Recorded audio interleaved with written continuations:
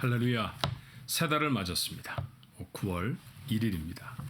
오늘부터 여러분과 함께 나눌 말씀은 히브리서의 말씀이죠. 오늘 히브리서의 말씀을 나누면서도 여러분에게 큰 은혜가 되기를 바랍니다. 자, 같이 한번 기도함으로 9월 1일 매일 예배 우리 하나님 앞에 나아갑니다. 지나간 8개월을 지켜주신 하나님 감사합니다. 또 다른 한 달을 시작합니다. 귀한 축복의 시간이지만 저희들은 두렵습니다.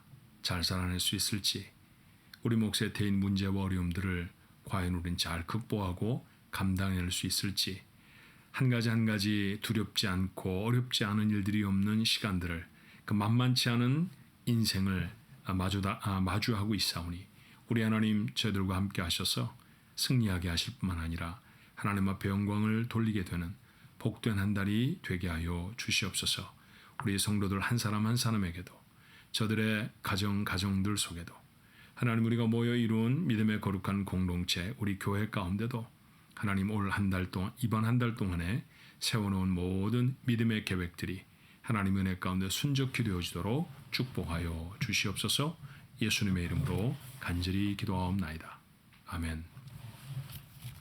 함께 부를 찬송 304장입니다. 그 크신 하나님의 사랑. 그 크신 하나님의 사랑, 정말 놀랍고 크신 하나님의 은혜입니다. 우리 그 은혜를 마음에 깊이 새기며 우리 같이 한번 찬송할까요?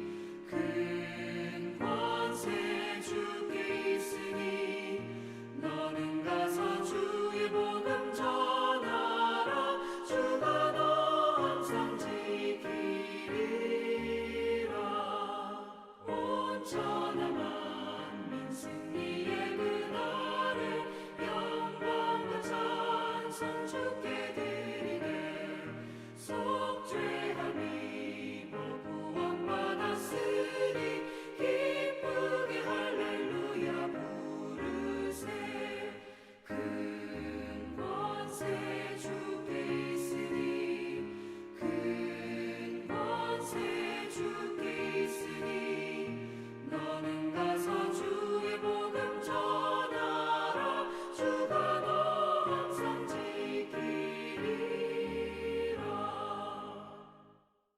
말씀드렸던 것처럼 오늘부터 우리는 히브리서를 묵상하게 됩니다. 첫 번째 장 히브리서 1장 1절로부터 14절의 말씀, 오늘 우리가 같이 한 목소리로 읽도록 합니다. 옛적에 선지자들을 통하여 여러 부분과 여러 모양으로 우리 조상들에게 말씀하신 하나님이 이 모든 날 마지막에는 아들을 통하여 우리에게 말씀하셨으니 이 아들을 만유의 상속자로 세우시고 또 그로 말미암아 모든 세계를 지으셨느니라. 이는 하나님의 영광의 광채시요 그 본체의 형상이시라. 그의 능력의 말씀으로 만물을 붙드시며 죄를 정결하게 하는 일을 하시고 높은 곳에 계신 지극히 크신 이의 우편에 앉으셨느니라. 그가 천사보다 훨씬 뛰어남은 그들보다 더욱 아름다운 이름을 기업으로 얻으심이니 하나님께서 어느 때에 천사 중 누구에게 너는 내 아들이라 오늘 내가 너를 낳았다 하셨으며 또다시 나는 그에게 아버지가 되고 그는 내게 아들이 되리라 하셨느냐. 또 그가 맏아들을 이끌어 세상에 다시 들어오게 하실 때에 하나님의 모든 천사들은 그에게 경배할지어다 말씀하시며 또 천사들에 관하여는 그는 그의 천사들을 바람으로 그의 사역자들을 불꽃으로 삼으시느니라 하셨으되 아들에 관하여는 하나님이여 주의 보좌는 영영하며 주의 나라의 균은 공평한 균이이다. 주께서 의를 사랑하시고 불법을 미워하셨으니 그러므로 하나님 곧 주의 하나님이 즐거움의 기름을 주께 부어 주를 동류들보다 뛰어나게 하셨도다 하였고 또 주여 태초에 주께서 땅에 기초를 두셨으며 하늘도 주의 손으로 지으신 바라. 그것들은 멸망할 것이나 오직 주는 영존할 것이요 그것들은 다 옷과 같이 낡아지리니 의복처럼 갈아입을 것이요 그것들은 옷과 같이 변할 것이나 주는 여전하여 연대가 다함이 없으리라 하였으나 어느 때 천사 중 누구에게 내가 내 원수로 내 발등상이 되게 하기까지 너는 내 우편에 앉아 있으라 하셨느냐. 모든 천사들은 섬기는 영으로서 구원받을 상속자들을 위하여 섬기라고 보내심이 아니냐. 아멘. 여러분들의 한숨 소리가 제게 들리는 것 같은데요. 어우 어렵다. 히브리서 말씀을 어떻게 묵상하나 그런 생각을 아마 하실지 모릅니다. 아닙니다. 그렇지 않습니다. 요즘 수요 예배 때 우리 박충훈 목사님을 통해서 히브리서를 또 한 절씩 공부하고 계셔서 여러분들이 그것들을 상기하시면 수요 예배에 들어오시면 조금 더 히브리서에 대한 이해를 더 하실 수 있어요. 그리고 히브리서도 차근차근 읽어내려가면 우리에게 놀라운 은혜가 되는 말씀입니다. 자, 우선 개요를 좀 살펴보아야 히브리서 전체를 이제 공부해 나갈 때 이해가 좀 되죠. 아마 이 말씀은 제가 히브리서를 묵상하는 동안에 여러 번, 몇 번쯤 여러분에게 드려야 할 말씀인 것 같은데, 자, 오늘 첫 번째로 드리는 말씀입니다. 히브리서는 64년에서부터 68년경에 기록된 것으로 보여집니다. 성경을 기록하고 뒤에 몇 년, 몇 월, 며칠, 누구 그렇게 사인을 남겼으면 참 좋았을 터인데 그렇게 되지를 못했죠. 그리고 오늘 우리가 손에 들고 있는 건 사실은 다 필사되어져 있는 사본들입니다. 오리지널 원본은 없어요. 그래서 누군가 전통과 권위를 가진 사람이 기록한 사본을 더 신빙성 있는 그런 사본으로 저희가 생각하고 성경으로 차록하는 것인데 오늘 히브리서에도 다른 성경과 마찬가지로 날짜는 없습니다. 하지만 본문에 기록된 말씀들을 보면 아마도 예루살렘 성전이 무너지기 전이지 않겠나 하는 생각이 들어요. 그래서 성전이 무너지기 전인 64년에서부터 68년경이 히브리서가 기록되어진 연도라고 봅니다. 그러니까 초대교회 당시라고 보시면 되죠. 한 50년, 60년 뭐 이런 때에 초대 기독교 공동체가 이곳저곳에 다 세워지게 되거든요. 소아시아 지역에, 유럽의 지역에, 그리스 지역입니다. 빌립보라든지 데살로니카라든지 아니면 고린도와 같은 곳에도 그 어간의 교회가 세워졌고요. 그래서 이 초대교회 성도들에게 보내지는 편지가 바로 이 말씀입니다. 그런데 이 초대교회를 이루고 있었던 성도들 중에도 이 히브리서를 받는 수신자들은 히브리인들이었다는 것이죠. 히브리 문화에 익숙하고 히브리 언어에 그러니까 그리스어를 사용하는 곳에서 살아간다 할지라도 이 히브리 말을 익숙하게 사용할 수 있는 사람들, 히브리 사람들의 종교, 그러니까 우리가 말하는 유대교에 익숙한 사람들, 그들 중에서 그리스도인들로 변화되어지고 구원을 경험한 사람들, 교회 공동체를 이루고 있는 사람들에게 전해진 편지가 바로 이 히브리서입니다. 그래서 제목이 히브리 사람들에게 전해지는 편지라는 뜻으로 히브리서 그렇게 잡혔습니다. 처음에는 바울의 저작이라고 많은 사람들이 생각했지만 연구를 거듭할수록 바울이 기록하지 않은 것처럼 보이는 부분들이 참 많아요. 그래서 지금은 사실은 누가 기록했는지 잘 모르는 서신으로 되어 있습니다. 바울이 기록할 수도 있죠. 혹시 바나바가 기록할 수도 있고, 그렇지만 히브리 문화를 잘 아는 사람들이 히브리 문화를 잘 아는 또 다른 사람들에게 전해진 편지임은 분명합니다. 저들이 처해있던 환경은 어떻을까요? 이 환경을 이해하는 것이 앞으로 히브리서 전체를 이해하는 데 가장 중요한 말씀이 되겠는데요. 저들은 지금 박해를 받고 있습니다. 초대교회 성도들이 박해는 두 가지 종류의 박해였는데요. 첫 번째 박해는 유대인들로부터 주어진 박해였습니다. 유대교를 믿던 사람들은 지중해 인근의 많은 도시로 퍼져 살았고, 그 당시에 지중해 지역을 다스리던 정치적인 주체는 로마 정부입니다. 로마 정부는 타민족, 타인종의 종교적이나 철학적인 사상에 대해서 비교적 관대한 편이라 이렇게 유대인들이 유대교를 신봉하고 살아가는 것을 용납해 주었어요. 심지어는 그들 나름의 절기를 지키는 것도 허용해 주었고요. 심지어는 쉬는 날, 안식일 날 쉬잖아요. 그런데 로마 사람들은 쉬는 날이 달랐거든요. 그렇지만 유대인들은 그날에 쉬도록 허락을 받기도 했었습니다. 이와 같이 광범위한 자치적인 그런 권한을 인정받고 있었던 유대인들이었습니다. 그래서 종교적으로 자신들과 틀리다 생각하면 자기들이 집단 행동을 해서 그들을 제재하기도 했던 모양이에요. 복음이 전해지고 그리스도를 섬기는 사람들이 생겨진다고 할 때 유대교회 사람들이 첫 번째로 반발했음이 분명합니다. 저들 중에 많은 바리새 사람들이 또 많은 유대교를 알고 있었던 사람들이 첫 번째 그리스도인이 되었음도 분명하지만 도리어 악한 감정을 품고 교회를 핍박하는 사람들이 굉장히 많았죠. 소아시아의 많은 곳에서 그랬고요. 바울을 돌로 쳐서 죽음에 가까이 몰아넣었던 사람들도 바로 그런 사람들이었습니다. 데살로니가 같은 곳에서 복음을 전하다가 엄청난 핍박을 받아서 바울이 그 곁에 있는 베레아라는 지역으로 옮기게 된 까닭도 바로 그런 이유였었죠. 이것이 초대 기독교 공동체가 겪었던 첫 번째 박해였어요. 그런데 이후에는 이런 이질적인 집단들이 도리어 우리 안에서 화목과 화평을 깨친다라고 하는 정치적인 오해 때문에 로마 정부의 핍박을 받기도 합니다. 때때로 우환을 당했을 때, 가령 예를 들면 로마의 화재가 일어났거나 했을 때 누군가가 책임을 져야 하는데 그 소재가 불분명했을 경우에는 아주 좋은 희생양의 제물이 되어지기도 했답니다. 그래서 이후에 한 300년여간까지 로마 제국에 지속적인 핍박을 당했고요. 유대교가 핍박했을 때보다는 훨씬 더 강도가 높게 정말로 많은 사람들이 순교하며 핍박을 당했죠. 자, 이런 핍박을 당했을 때 미원적으로는 가정에서 쫓겨난다든지 직장을 잃어버린다든지 하는 그런 것이었을 겁니다.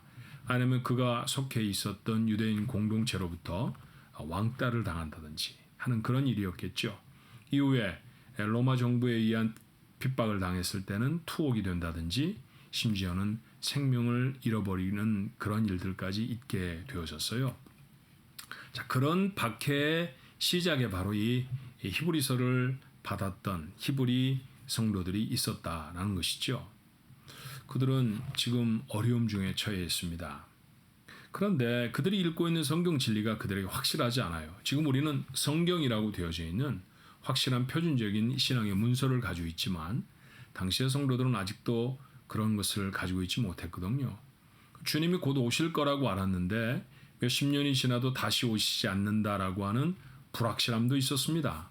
그래서 그들이 급속도로 신앙을 떠나게 되어졌죠. 박해를 당하니 그 박해를 피하기 위해서이기도 했고요. 그 다음에 신앙적으로 견고하지 못해서 신앙을 이탈하는 사람들, 교회 공동체를 떠나는 사람들도 있었다는 것입니다. 자, 그들에게 권면하는 말씀이 바로 이 히브리서입니다. 히브리서는 처음부터 끝까지 그렇게 신앙적으로 견고하지 못하고 교회 공동체와 믿음을 떠나는 사람들에게 권고하는 말씀이죠. 한번 생각해 보십시다. 오늘날에도 그런 사람들이 종종 있지 않나요? 그렇다고 하면 우리는 어떤 말로 그들을 권면해서 그들의 신앙을 견고하게 할 수 있을까요? 히브리서를 열면 그 말씀을 뜻밖의 예수 그리스도로 시작하고 있다는 사실을 확인하게 됩니다. 제가 이런 걸 이렇게 표현하면 어떨까요? 거두절미하고 무슨 서론 정하고 무슨 이 문안의 인사를 전하고 하는 것 다 생략해 버리고 히브리서는 시작부터 예수님에 대해 선언합니다. 자, 1절의 말씀이 이랬잖아요. 옛적에 선지자들을 통하여 여러 부분과 여러 모양으로 우리 조상에게 말씀하신 하나님이 이 모든 날 마지막 날에 아들을 통하여 우리에게 말씀하셨다 그랬죠. 그러고 나서 이 아들 예수 그리스도의 심이 분명하잖아요. 하나님의 한 분밖에 없는 아들, 그 아들에 대한 이야기를 성경은 계속해서 반복해 말합니다. 그리고 히브리서가 끝날 때까지 그 예수 그리스도가 얼마나 우월한 분인지, 얼마나 높고 귀한 분인지에 대해서 계속해서 변증하고 있습니다. 자, 오늘 그 아들을 어떻게 표현하는지 잠깐 살펴볼까요? 2절의 말씀에 보니 그분은 하나님의 아들이셨습니다. 아들을 통하여 우리에게 말씀하셨다 그랬죠. 예, 그 아들 우리에게 말씀하신 분이었습니다.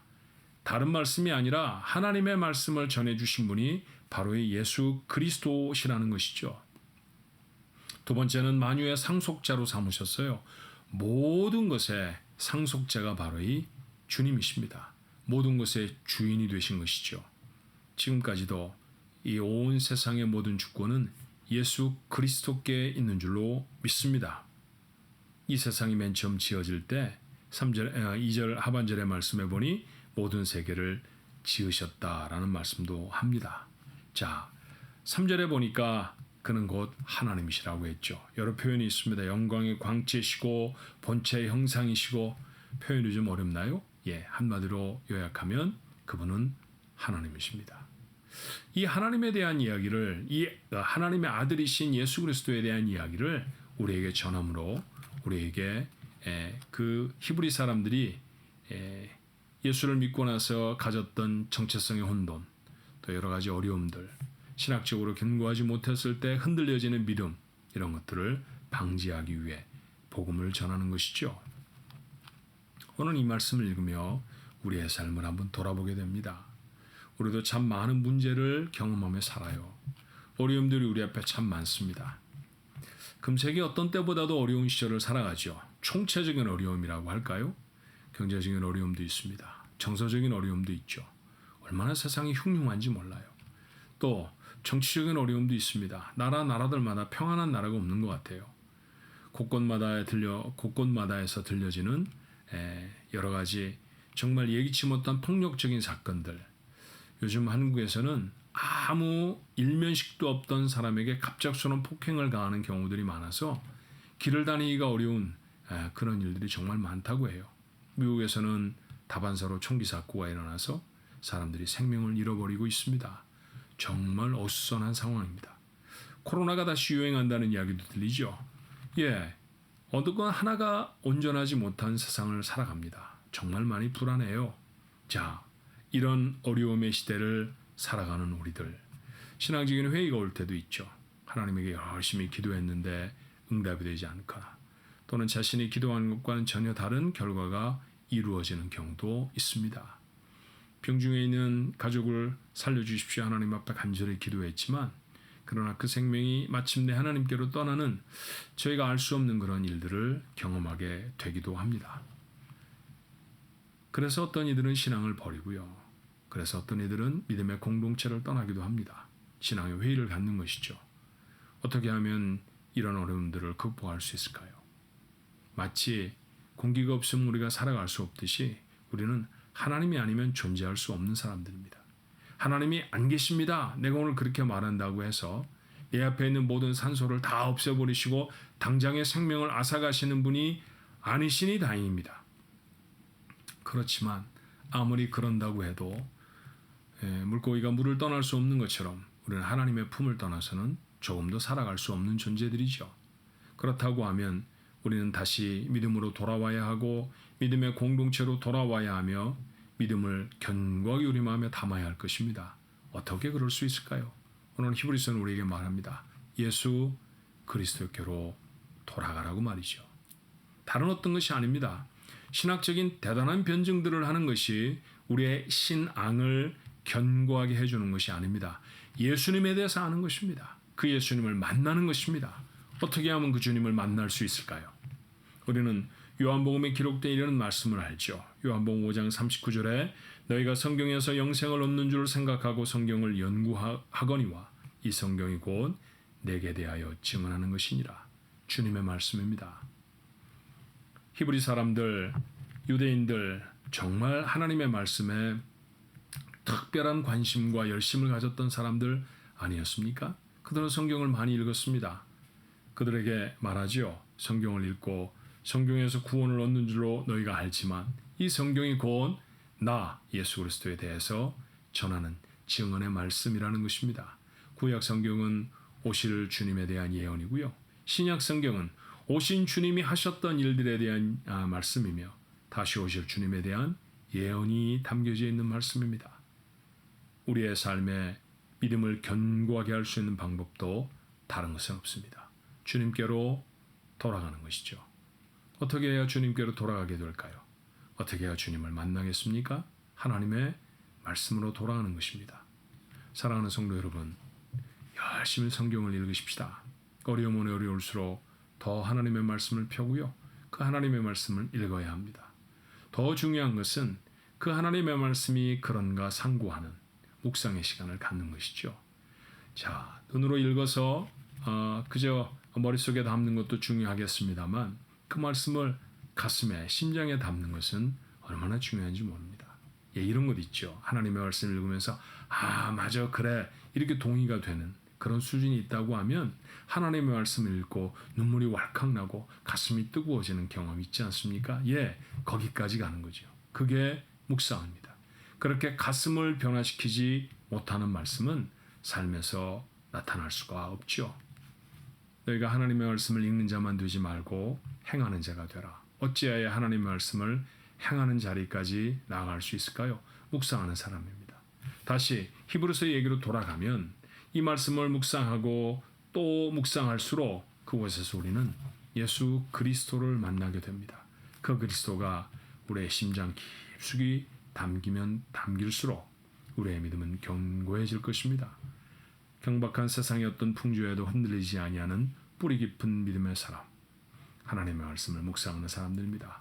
묵상 중에 예수 그리스도를 만나는 놀라운 은혜와 복이 여러분 모두에게 임하시기를, 특별히 히브리서를 묵상해 가는 동안에 여러분의 그런 믿음이 더 견고해질 수 있게 되기를 주님의 이름으로 축원합니다. 기도하겠습니다. 하나님, 어느 때보다도 힘겨운 때를 살아갑니다. 주님, 저희를 도와주옵소서. 아버지 하나님, 얼마 전에는 온 지구를 위협에 몰아넣었던 질병으로 저희들의 가슴이 서늘해졌었습니다. 근데 지금은 질병 하나가 아니라 도처에서 수많은 문제들이 불쑥불쑥 일어나와 이제는 문제도 아닌 것처럼 생각되기까지 하는 그런 어려움 상황 속에 삽니다. 하나님밖에 도우심이 없습니다. 그런데 그런 도우심을 주시는 하나님을 찾고 하나님 앞에 나아가야 하는 것이 당연한 일일 것인데 도리어 이 시대의 사람들은 하나님을 떠납니다. 교회를 멀리합니다. 하나님 앞에 나와 예배하려고 하지 않습니다. 우리가 알던 사람 중에 예배를 잃어버린 사람이 참 많고 믿음의 공동체에서 이탈하는 사람들도 적지 아니합니다. 하나님, 저들을 불쌍히 여겨 주옵소서. 뿐만 아니라 오늘 믿음 가운데 남아있는 저희들 모두에게 믿음이 견고해질 수 있도록 주님 역사해 주시옵소서.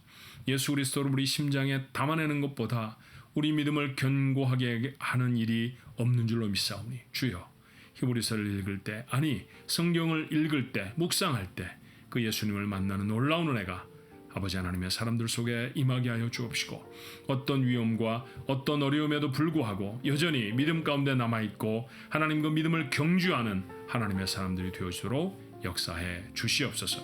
오늘 한 날도 그 주님과 동행하는 복된 인생이 되기를 소원하옵고 예수님의 이름으로 간절히 기도하옵나이다. 아멘.